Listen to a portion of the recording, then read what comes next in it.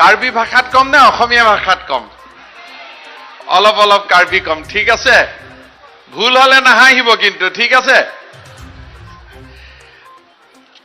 আজি আমাৰ এই কাৰ্বি লামেট আমেৰ অধিৱেশনত আমাৰ মাজত উপস্থিত থকা কাৰ্বি আমেৰ সভাপতি শ্ৰী হুকুৰ সিং ৰংপি ডাঙৰীয়া আমাৰ মাজত উপস্থিত কাৰ্বি আলং স্বায়ত্তশাসিত পৰিষদৰ CM তুলিৰাম ৰংহাং ডাঙৰীয়া ভাৰতীয় জনতা পাৰ্টিৰ সভাপতি তথা সন্মানীয় বিধায়ক ভৱেশ কলিতা ডাঙৰীয়া অসম বিধানসভাৰ উপাধ্যক্ষ নোমল মমিন ডাঙৰীয়া বিধায়ক ৰূপ সিং তেৰাং ডাঙৰীয়া বিদ্যা সিং ইংলেং ডাঙৰীয়া দৰ সিং ৰংহাং ডাঙৰীয়া কাৰ্বি আলং অট'নমাছ কাউন্সিলৰ স্পিকাৰ লংকি টিমুং ডাঙৰীয়া ডেপুটি স্পিকাৰ ৰিতেশ ইংহি ডাঙৰীয়া ভাৰতীয় জনতা পাৰ্টিৰ সাধাৰণ সম্পাদক ফণীন্দ্ৰনাথ শৰ্মা ডাঙৰীয়া কাৰ্বি লামেট আমেৰ সাধাৰণ সম্পাদক লীলাধৰ তেৰং ডাঙৰীয়া আৰু আজিৰ আমাৰ এই সভাত উপস্থিত EM সকল MSc সকল আৰু মোৰ মৰমৰ ৰাইজ আইসকল আৰু যুৱক যুৱতী বন্ধু বান্ধৱী সকল নেলি কাছিংহম কাৰ্বি আৰাত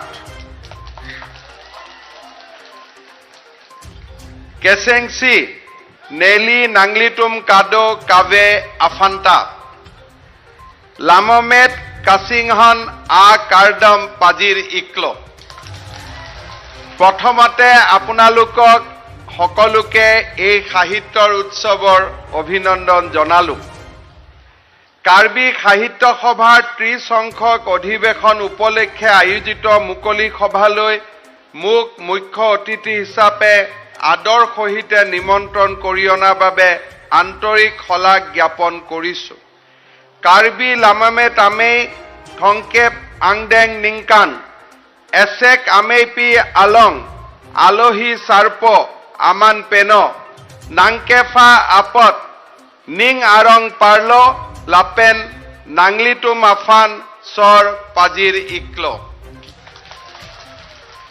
কাৰ্বিৰ সাহিত্য সাধনাত গোটেই জীৱন উৎসৰ্গা কৰা বিশিষ্ট সাহিত্যিক বংলং তেৰাং লংকাম তেৰং বিদ্যৰ সিং ক্ৰ আদি সকলোকে মই গভীৰ শ্ৰদ্ধাঞ্জলি জনাইছো কাৰ্বি লামেট কাপাংছজি আফান কাছে পাদুক কাৰ্লিটাং বংলং তেৰাং লংকাম তেৰং বিদৰ সিং ক্ৰ লাংলিতুম আফান নেলি সিকিম ইকলো নন লামেট কাবছে বম আতুম আফান আন্তা নেলি নিং আকলং আ কাৰ্ডম পাজিৰ ইকলো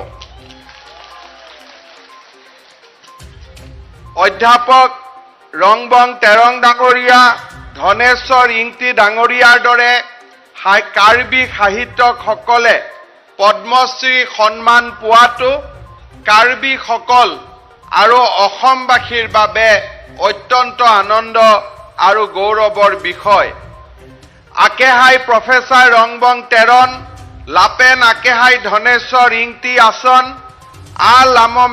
লামেট প আতুম পদ্মশ্ৰী আনং এহ কেলংকে কাৰ্বি আখে আফান নিং আৰণ মেমে আলাম বিনংল কাৰ্বি ভাষা সাহিত্য বৰ উচ্চ খাপৰ এই ভাষা সাহিত্যৰ উন্নয়ন আৰু বিকাশৰ বাবে আমি অসম চৰকাৰে সৰ্বতোপ্ৰকাৰে চেষ্টা কৰিম কাৰ্বি আতুম আলাম আকি লাপেন লামেট ইংছো অহ লাহাই কেৰিমজি আফান লাপেন কেপা সানজি আফান নেলি চৰকাৰ আহিন পেন বৰিপন একজি 1937 চনত প্ৰকাশ পোৱা সাহিত্য আলোচনী বীৰতাৰ মতে হিচাপ কৰি চালে কাৰ্বি সাহিত্যৰ বয়স 85 বছৰ পূৰ্ণ হ'ল।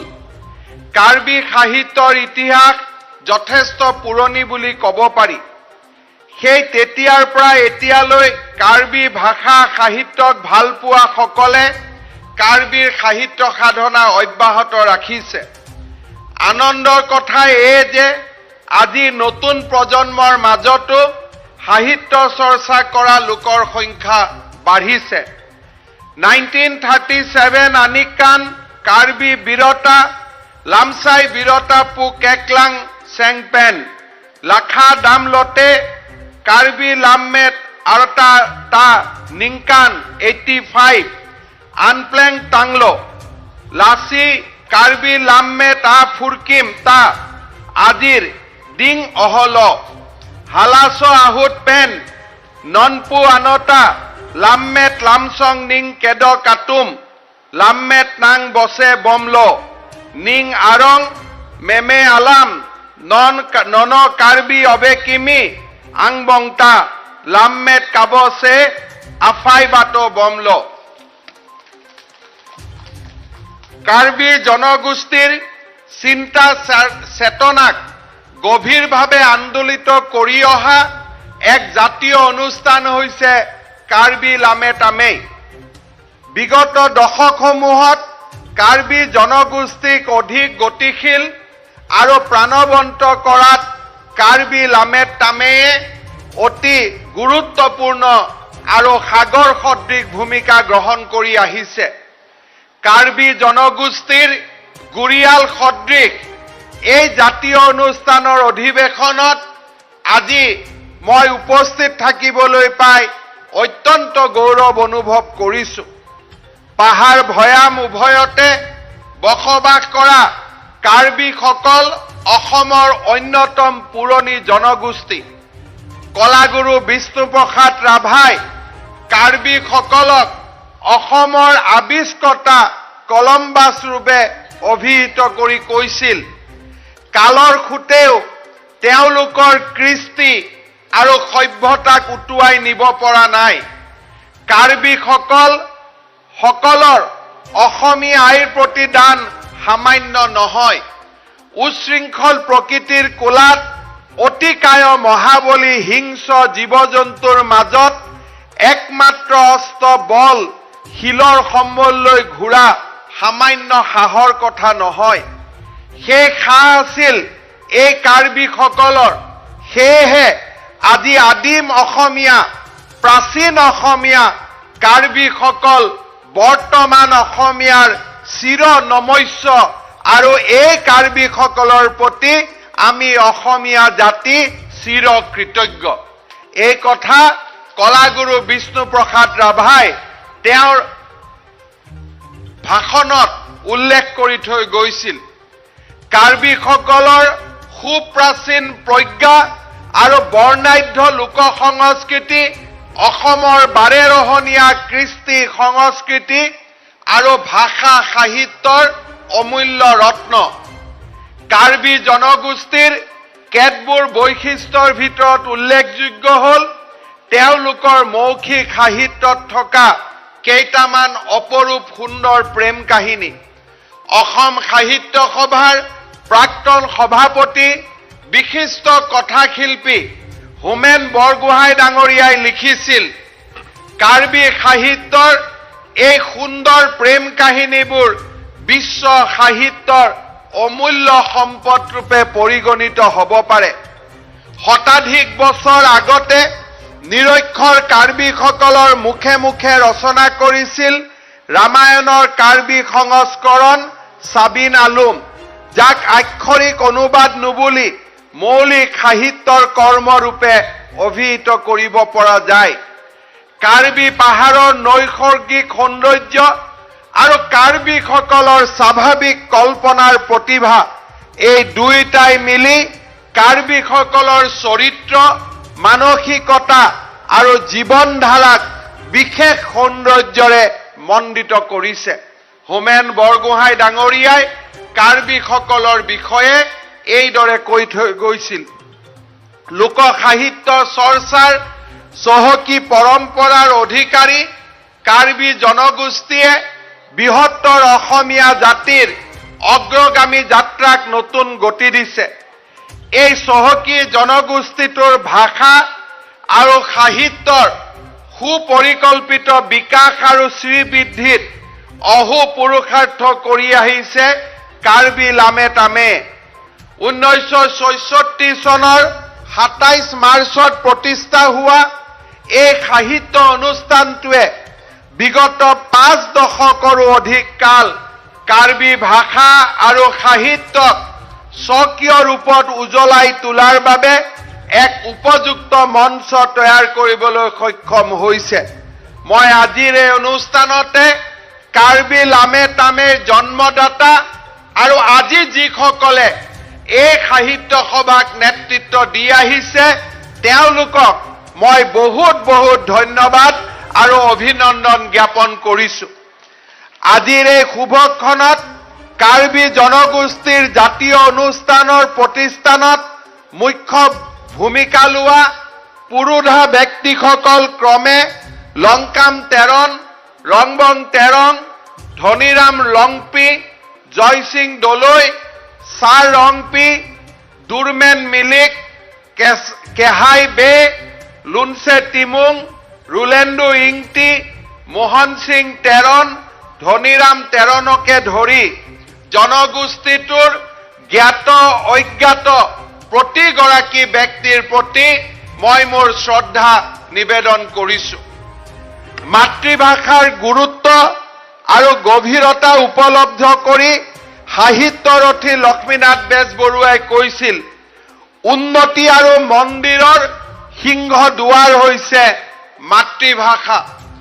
মাতৃভাষাৰ প্ৰতি থকা অম্লান প্ৰেমেই এটা জাতিক স্বমহিমাৰে মহিমামণ্ডিত হৈ বিশ্ব মানচিত্ৰত জীয়াই থাকিবলৈ সাহস আৰু প্ৰেৰণা দিয়ে।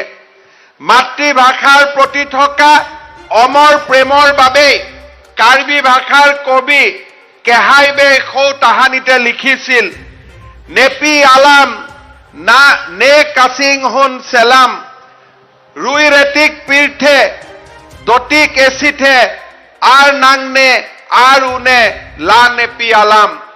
মোৰ মাতৃভাষা অতি চেনেহৰ, পৃথিৱী ধ্বংস নোহোৱালৈকে ই কাৰ্বিসকলৰ জীৱন। কাৰ্বি ভাষা কোনো দিনে কোনো কালে পৰিহাৰ নকৰো, কৰিব নালাগে। এয়া কেহাইবে আমাক কৈ থৈ গৈছিল আজিৰ পৰা বহুদিন আগতে। কেইদিনমান আগতে মই টায়ালাংছুত যেতিয়া আমাৰ ইয়থ ফেষ্টিভেলত আহিছিলো তেতিয়া ময়ো কৈছিলো যে কাৰ্বিসকলে নিজৰ ভাষা সাহিত্য ধৰ্মৰ বিশ্বাস আৰু আমাৰ লোক কৃষ্টি কলা কৃষ্টি কোনো কাৰণতে বাদ দিব নালাগে, কাৰণ কাৰ্বিসকলৰ ধৰ্ম লোক সংস্কৃতি ভাষা সাহিত্য বিশ্বৰ কোনো ৰাষ্ট্ৰতকৈ কোনো গুণে কম নহয়। আৰু এই ধৰ্ম জনগোষ্ঠী আৰু কৃষ্টিক লৈয়ে হাজাৰ হাজাৰ বছৰ ধৰি কাৰ্বিসকলে এই অটব্য পাহাৰৰ মাজতো নিজৰ স্বাভিমান জীয়াই ৰাখিছিলে। আৰু সেইবাবে মই কাৰ্বি লোকসকলক, কাৰ্বি ৰাইজক অনুৰোধ কৰিম, ভৰিৰ তলৰ মাটি কোনো কাৰণতে এৰি নিদিব। কাৰণ ভৰিৰ তলৰ মাটি যদি এৰি দিওঁ তেতিয়াহ'লে আমাৰ পুৰণৰ আমাৰ যিসকল বংশ যাৰ পৰা আমি জন্ম হৈছো তেওঁলোকক আমি অপমান কৰা হ'ব। সি আমাৰ ভাষাই নহওক কিয়, সি আমাৰ কলা কৃষ্টিয়ে নহওক কিয়, সি আমাৰ ধৰ্মই নহওক কিয়, সি আমাৰ সংস্কৃতিয়ে নহওক কিয়, মানুহে যে